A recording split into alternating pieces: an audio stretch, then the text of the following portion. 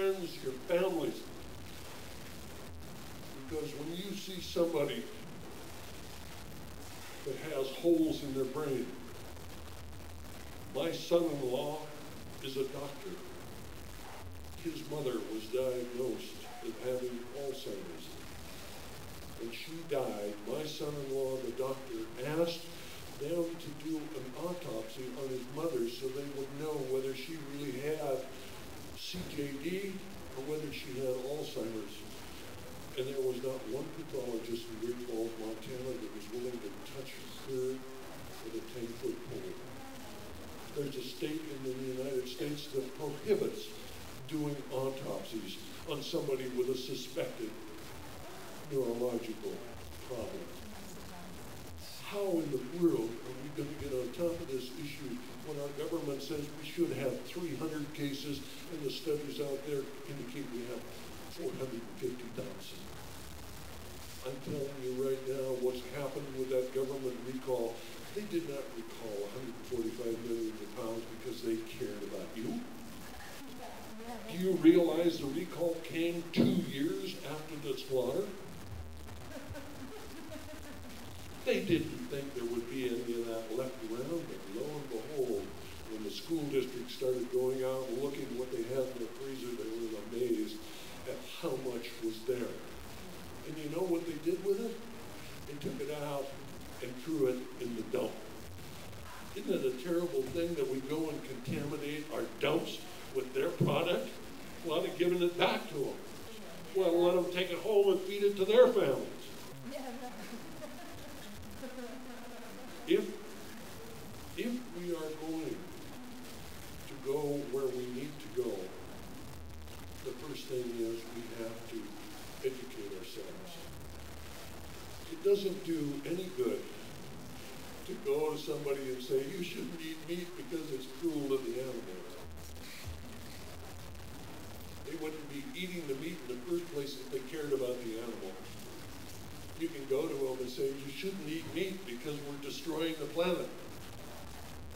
If they were worried about the planet, they wouldn't be eating meat in the first place because they know right now that the number one cause of global greenhouse gases is coming from confinement livestock. Isn't it interesting that Al Gore does a movie, gets a Nobel Prize, and the number one cause of global greenhouse gases is not even mentioned in his program, which happened to be confinement livestock? Do you think maybe it's because he raises livestock? Do you think maybe it's because he looks at it and says, if I don't poke the bear, they won't say anything, and we can just sweep this right by the poor dumb folks out there? I'm telling you what, we've got to wake up. We've got to turn this nation in to an area that is as aware as Mendocino County. Because there's nothing in the world that we cannot do if we decide that we are not going to sit idly by and allow them to slip this by us. And so I applaud you for coming. I applaud you for what you've done. And now I want to charge you with what you need to do in the future. And that's more than what you've done in the past. You've done more than anybody else, but it's still not enough. It goes to show how much you can do. Let me give you an idea of how much we need to do. You know, the fact of it is, in the South Pacific, there's an island.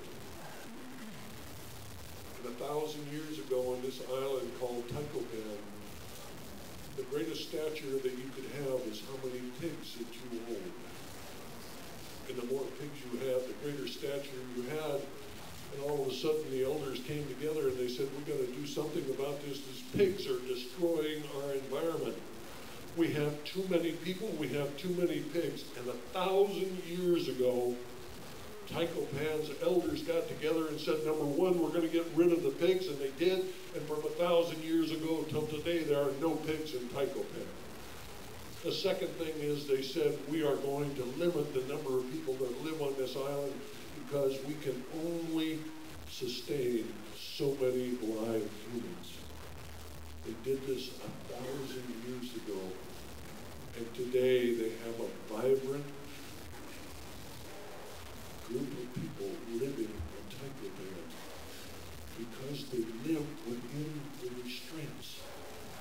there and around.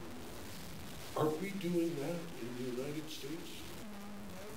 Do you realize that the people came to the United States, that those people less than 300 years ago? 300 years ago, we had the deepest, richest topsoil of any country on the face of the earth. In less than 300 years, we have lost 75% of all of the topsoil that were here when the boat people came. It takes 500 years to produce an inch of topsoil. We haven't been here long enough to produce an inch, and we've lost 75% of what we had. Never in the history of planet Earth have we ever had fewer trees than we have today. Never in the history of planet Earth have we ever had fewer fish than we have today.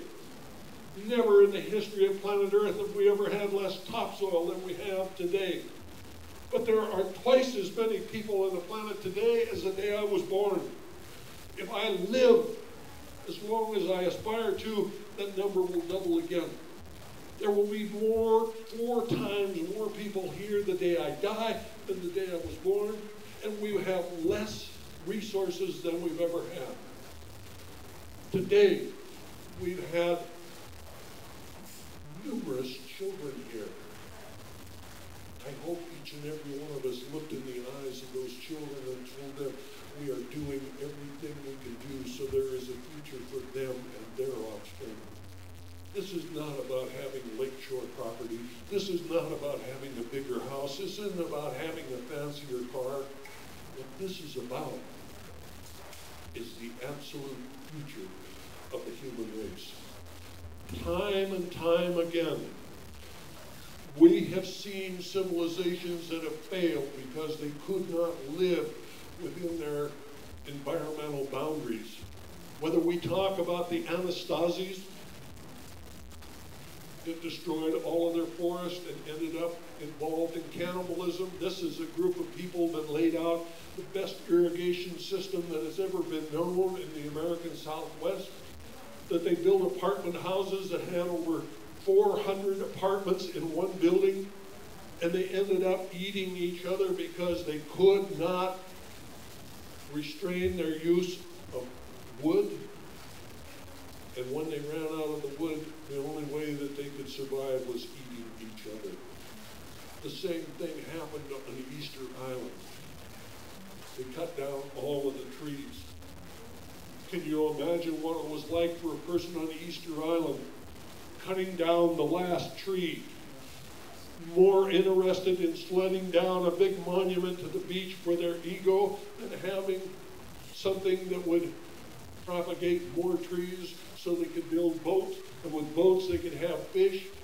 And instead of that, we go to Easter Island today, we see the big monuments standing on the beach, and there are no people. There are no trees. We go to the dump and we find human bones with human teeth marks in them because they ate each other until there was no one left on Easter Island. This happens again and again. When are we going to learn? The famous German philosopher Goethe said, "We hide everything in plain sight." Look at what happened in Northern California when they were down to the last 3% of redwood trees left in Northern California. Did the people stand up and say that enough is enough? We've already taken 97% of them, we're going to keep the last 3%? No, it was about, geez, we quit cutting them, I'm going to lose my job. What happens after they